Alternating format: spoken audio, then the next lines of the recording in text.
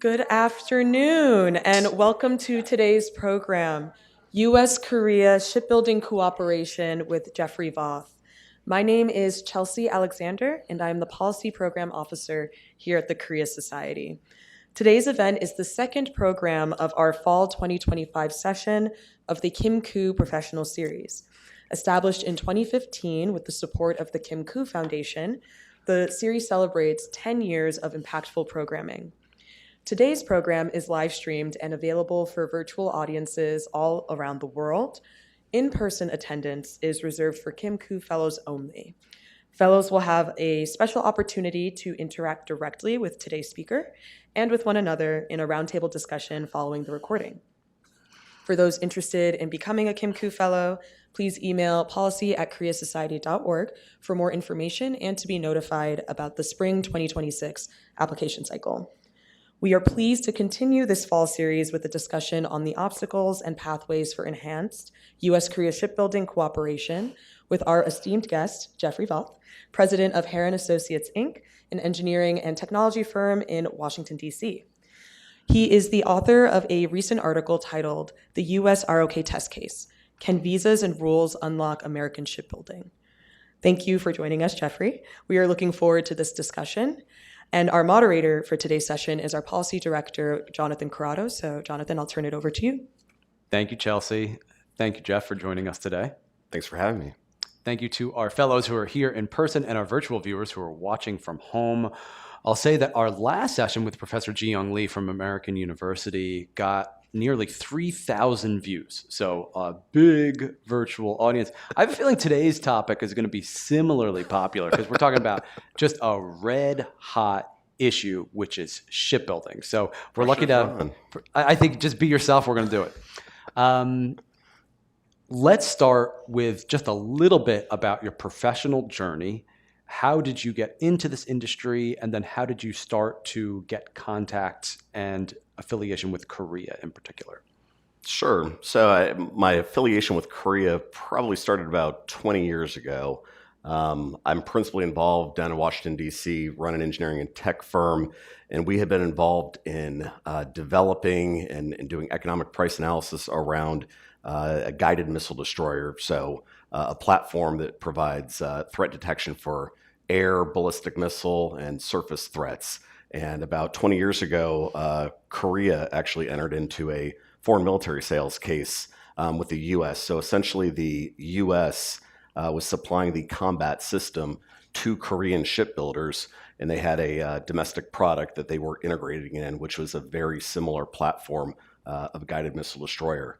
That really gave me a sense of Korea's production rhythm that we didn't see here in the U.S. until you got well into midstream manufacturing.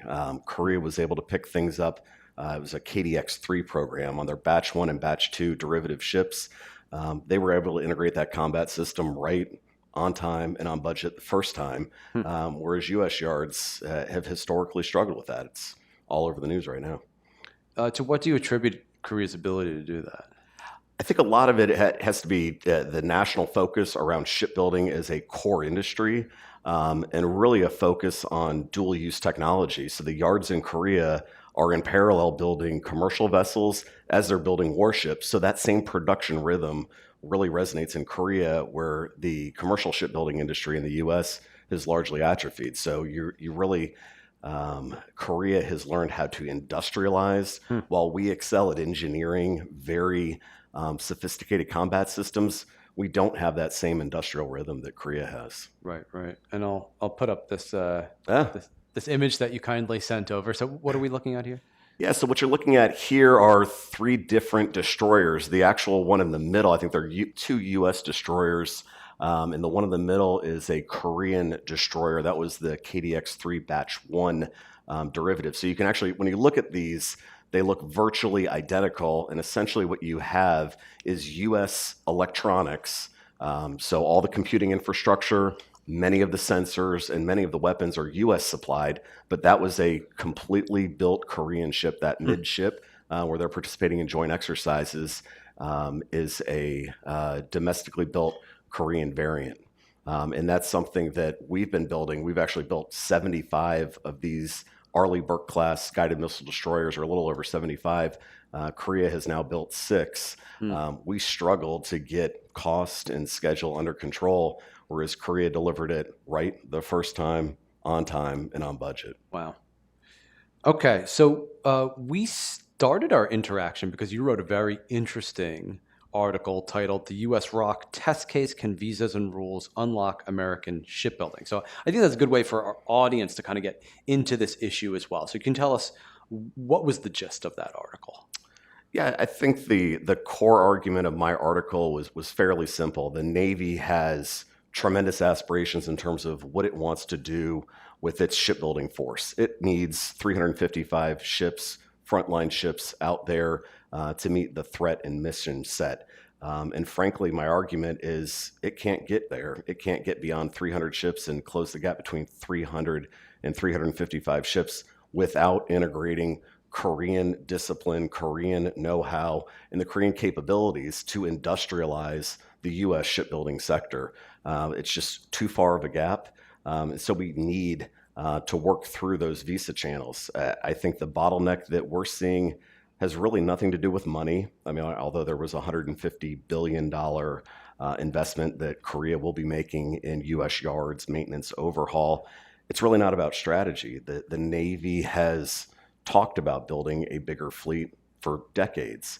I think the bottleneck is around visas, flowing people in to work on the production lines, to set up those production lines. I think the issues beyond just the strategic component fall into the areas that in my op-ed, which were visas and rules. And we really need to challenge some of the outmoded assumptions about how allies participate in the defense industrial base. And I think we're starting to see some movement, which is really exciting.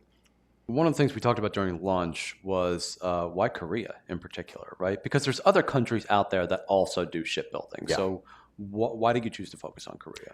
Yeah, I've had an opportunity with this ship, or the previous ships of class that I was showing.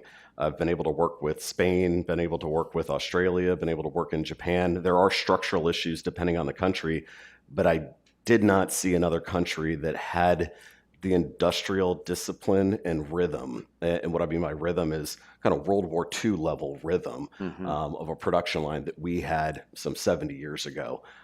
So when I think about that inspiration, and I was mentioning it a few minutes ago, a lot of this started with this blueprint, which is actually a fairly ugly ship called the Liberty class ship. And this is where we were at in the 1940s before we got into World War II. And a lot of our industrial capacity didn't start down at shipyards. So many of the folks in the room are familiar of, we build ships up and down the East Coast. We build them out of the West Coast. But where this design really originated was Churchill calling Roosevelt, asking for support to help build ships to support the war before the U.S. entered it. And it actually started here, believe it or not, in New York, just downtown in Lower Manhattan. That's where the engineers from Gibbs & Cox, which is a naval architecture and marine engineering firm, developed this modular design. And this design behind me and on the screen was built to a standard across 18 different yards. Some of the yards didn't exist when we started this in 1940, and ended up producing 2,700 of these armed cargo ships over a 4.5-year period. Those ships followed with the Victory class ships, which are very famous in terms of the context with the Korean Peninsula and the evacuation that happened in 1950. Those were derivatives of the ships. But that talks to the standardization and the industrial mentality that we had in that World War II mindset that we don't have here today. What happened? How did we lose? We were the envy of the world in terms of shipbuilding. Yeah, I think a lot of the subsidies came out of U.S. shipbuilding. A lot of the laws became procedural obstacles.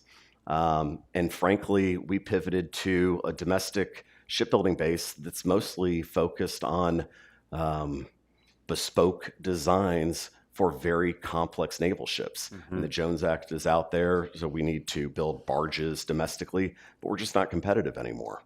Whereas Korea took this, and it really isn't, it's really over the past 20 to 30 years that Korea has come into its own and is now producing ships at scale. I mean, there's only 3 major shipbuilders in the world, I think, at this point. You've got China, Korea, and Japan, and there's a huge drop off after that.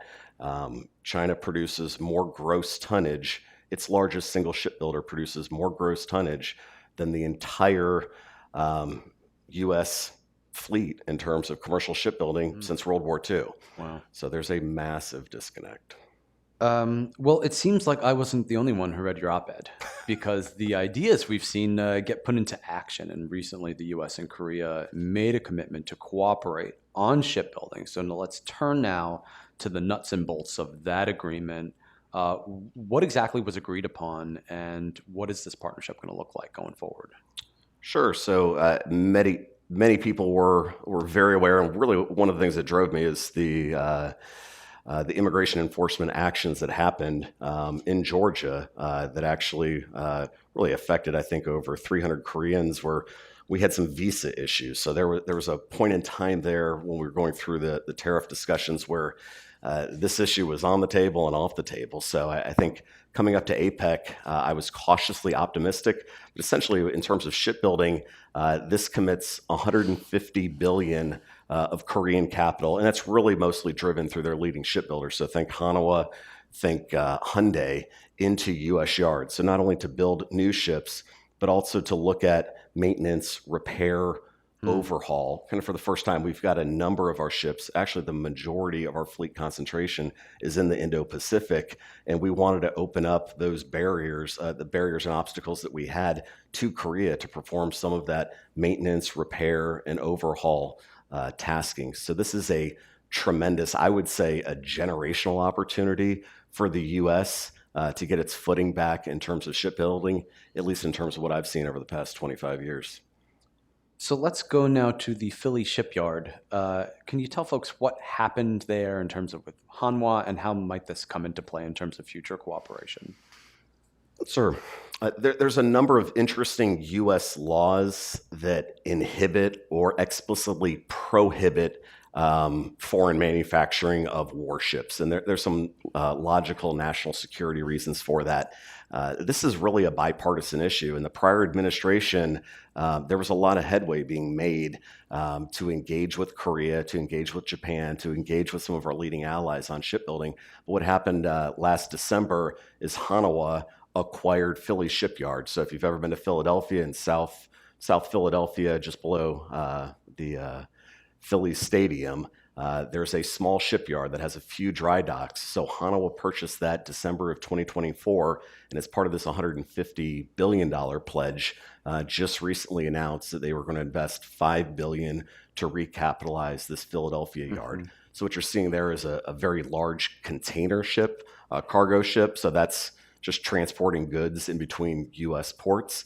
But I think the long-term vision is for this ship to either build modules or participate in a portion of Navy shipbuilding. It's a U.S. subsidiary, but it's really exciting in terms of this is a test case of, can you bridge theory to throughput? Yeah. What are modules? Modulars Pretend are, like I don't know anything about shipbuilding. Sure. That's one of the things that I learned early on. We are, in the U.S., we excel at making exquisite combat systems, the most sophisticated guided missile destroyers, aircraft carriers, submarines on the planet. But when you get into commercial shipbuilding, think of modulars as Lego assemblies. You need to bring large blocks together and make sure those pieces fit together seamlessly when you're assembling them.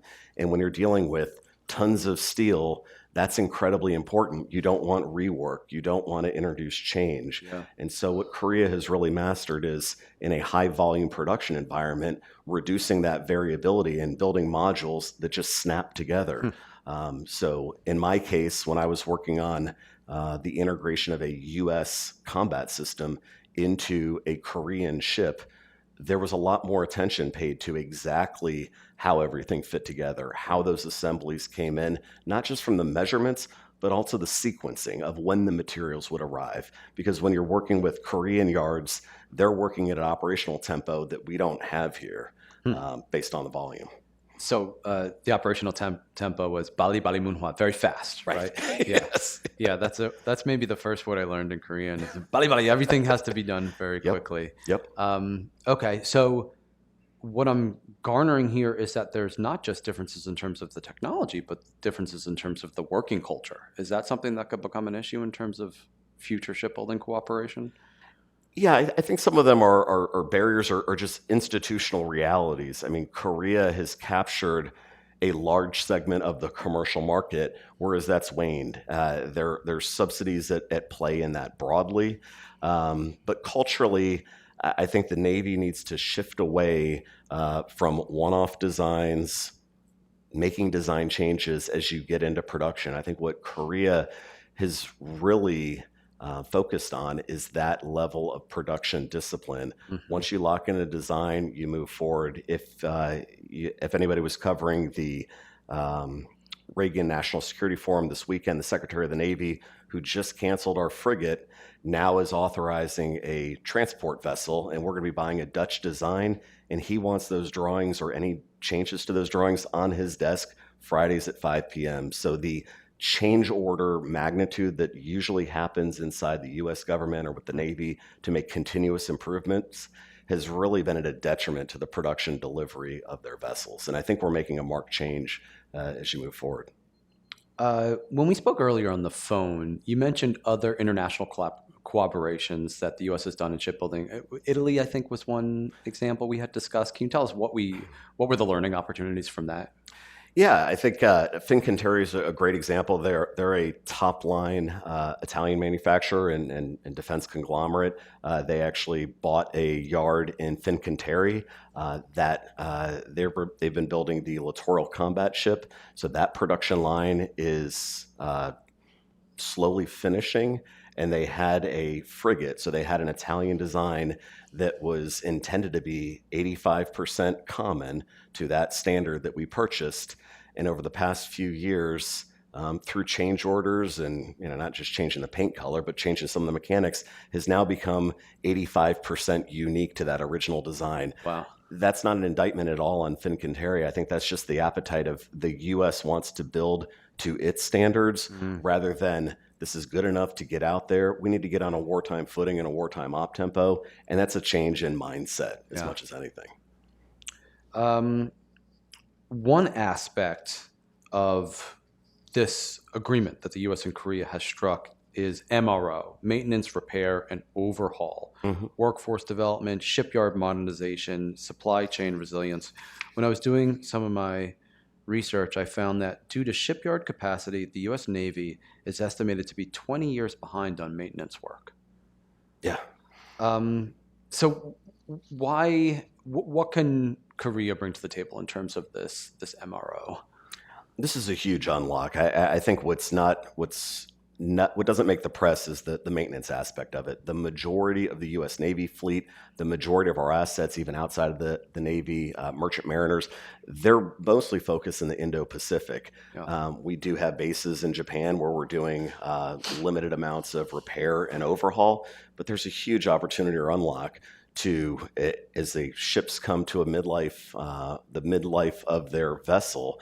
They need to be completely torn down, kind of stripped down to the studs and rebuilt with current electronics. So think about, the computing infrastructure. You can't operate on a Windows NT from 1998. You need to, at some point, bring that ship back in and bring it back up to the baseline. So this is a huge opportunity for Korea to participate in bidding on some of those, what we will call West Coast opportunities, but think Pacific wide, and allowing them to compete with Japan, with the West Coast of the U.S., to do that overhaul. And I think it also has an added benefit that I believe the Navy leadership really recognize. You keep ships in theater and closer to theater, so you're not stressing them out with the hull fractures and fatigues, running back and forth from the Pacific to do repairs and then get back underway. You're able to do that closer to the area of operations and get those ships back on station where they need to be. And that's a tremendous opportunity. I think we saw that Earlier this year, Hanwha was actually the yard in Korea that finished a 9-month overhaul of one of our Navy ships, or an MSC vessel, but a government-owned vessel nonetheless. Did that to spec, to budget, on time. And if we could see that pattern repeated and maybe combining those purchases, so not just think of one ship coming in and being repaired or overhauled over a 7-month period, but bundle those ships. Think about it as a class of ships, or numbers of ships in that sequence. That would be a huge opportunity both for our operational readiness within the U.S. Navy and a lot of the merchant marine assets that we have out there, but also for Korea, I would say, in terms of a business opportunity.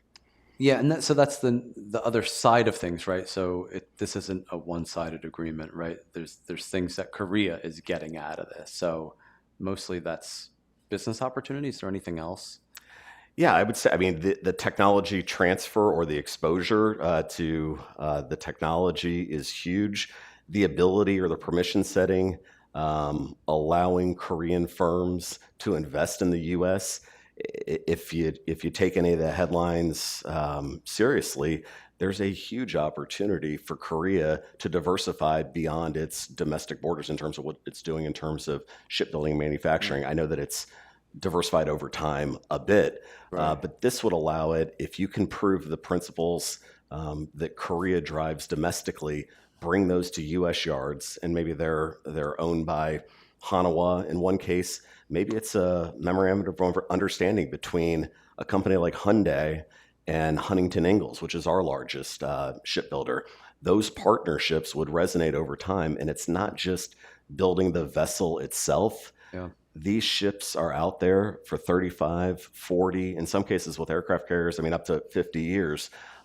There is a knock-on effect in terms of having that industrial know-how to build and maintain those ships to support them through their through life. So when you get back to that MRO example for maintenance, repair, and overhaul, it's not just a produce a vessel and let it deploy to the fleet.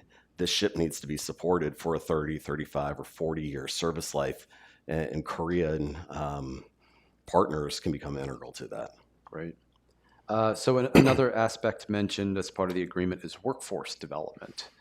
So this is a really interesting issue in terms of shipbuilding, because skills are needed and not necessarily here. But at the same time, you also have the increasing adoption of automation, which threatens the labor supply. So how do those complex interactions play out? Yeah, I think I'll go back to the earlier inspiration for the piece. I mean, if you think about William Gibbs, who designed those cargo vessels, he put together a blueprint that had 250,000 parts that you could take anyone off the street, train them up over a 2 to 3 month period, and they could be proficient at welding. At the time, that was advanced technology. If we can bring the Korean know-how in terms of what they've done with modularity, and I think we largely understand that, but more importantly, what they've done to digitize that shipyard. Look at automation. I think that's a technology unlock that is not currently integrated in U.S. shipyard facilities. I think earlier this week, the Secretary of the Navy actually was meeting and had an announcement with the CEO of Palantir, but there's a $450 million investment to allow Palantir's AI into U.S. shipyards. So I think you're starting to see the tech end of that. So it's not just the industrial scale and automation. It's looking at sequencing. It's actually looking at materials flow. It's looking at hardening that supply chain and understanding where those materials are moving throughout the U.S. So for any one of our ships, we're probably buying parts from 45 to 40 to 47 different states to bring that into a yard on time, the first time, with the right specs. Right now is a very manual intensive process.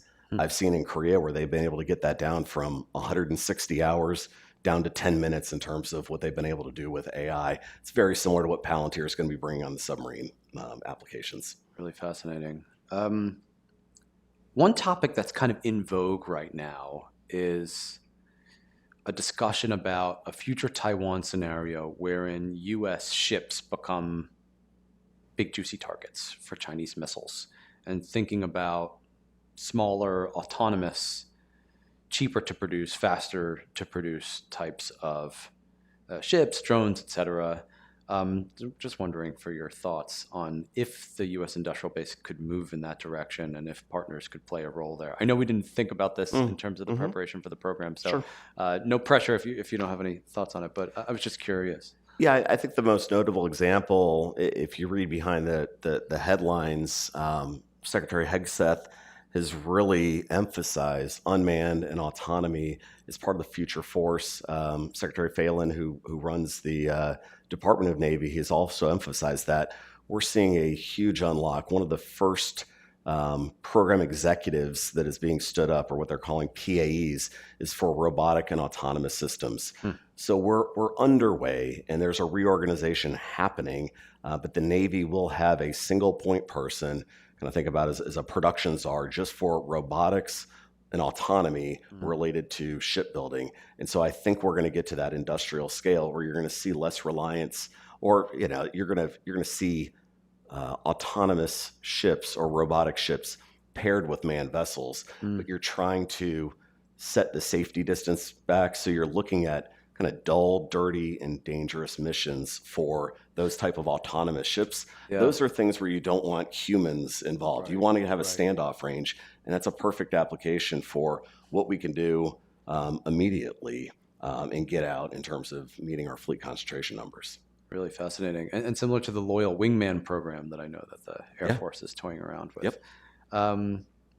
So a very significant aspect of this agreement was the U.S. approval for Korea's development of nuclear-powered submarines.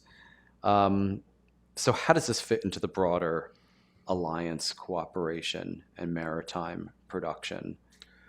Sure. I certainly won't go into speculating how the submarine would get built or what would be on it, other than it's has conventional armament. So you've got an aspect of it that deals with a power and propulsion system that deals with the nuclear deterrent side of things in terms of the power side and propulsion side. Certainly not on the warhead aspect. But this really would give the alliance the ability to elevate itself. So I think when you get into submarine construction, and specifically when you're dealing with reactor technology, not sure how this will materialize in terms of where the production would eventually happen, but certainly an indication that the U.S. is moving from an ironclad alliance to also forge ties with Korea to become an industrial deterrent.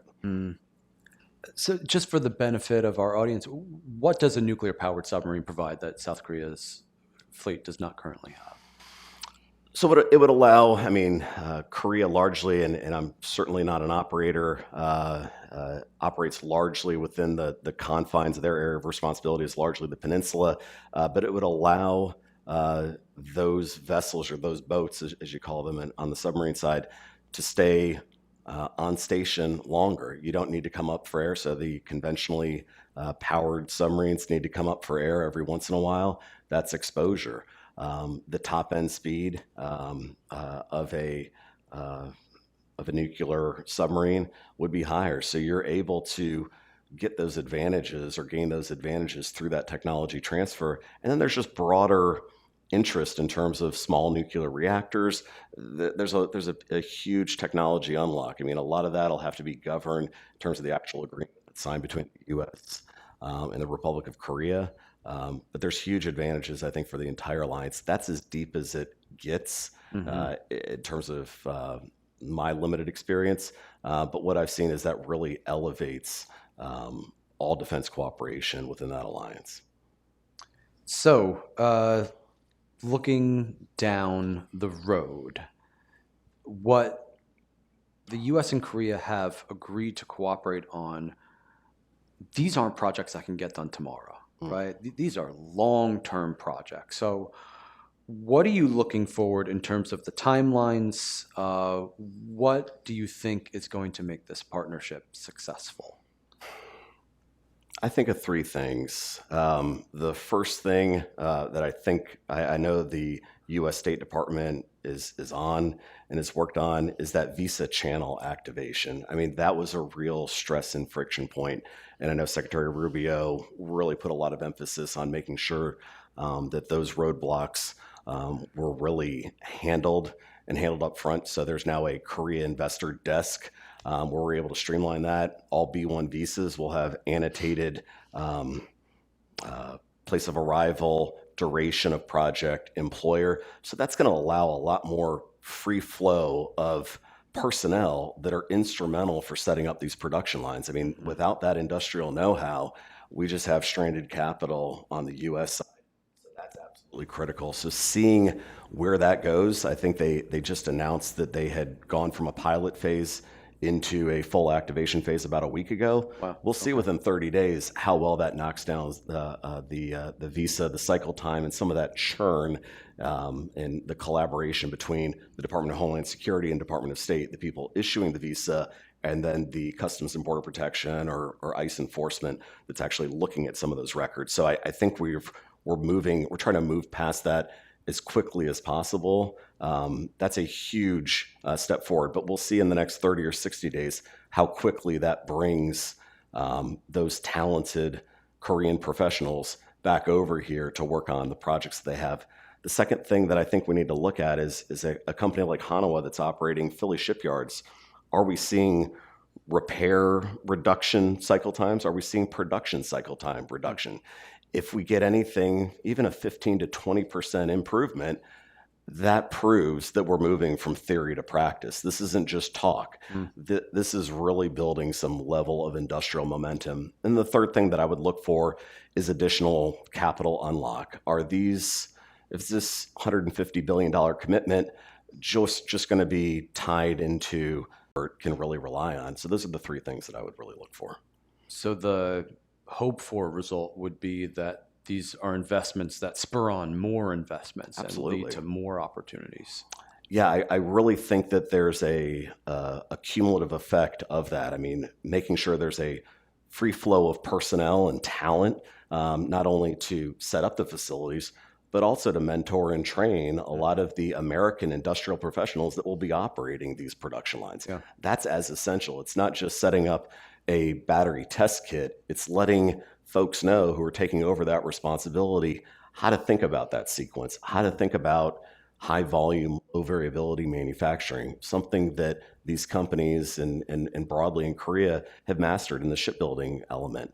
And then when you look at cycle time reduction, if we can take a few test cases, and if you could award a contract and you've got either a Korean joint venture with a U.S. firm or a company that has a U.S. subsidiary like Hanwha, and you're able to deliver on time, on schedule to a performance spec, that's going to be huge news.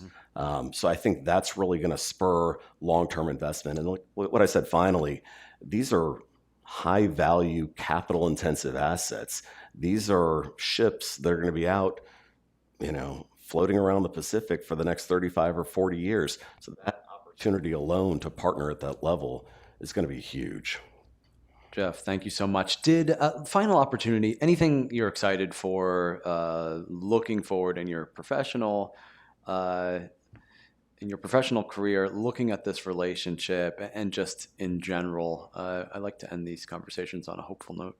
Sure. Yeah, I'm really, and you asked earlier, really interested and intrigued to see if we can get a little more trilateral agreements. And so looking at the fusion between the U.S., Japan, and Korea, I think there's a real opportunity. When I was showing the guided missile destroyers, these are three companies that are building to that same specification, and there's a lot of know-how that we can unlock between these three nations. Cool. Thank you so much, Jeff. Please help me to thank our speaker today, Jeff Voth.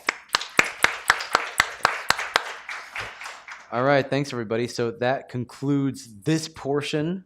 And now it's your turn. So let's make our way over into the boardroom, which is right over there. You could bring your little participant sheet so you could keep track of who all your fellows are. And I'll join you in there for the conversation. We'll start in about 5 minutes. Bathroom's right back there if you want to take a little break first. See you shortly. Thanks, everybody.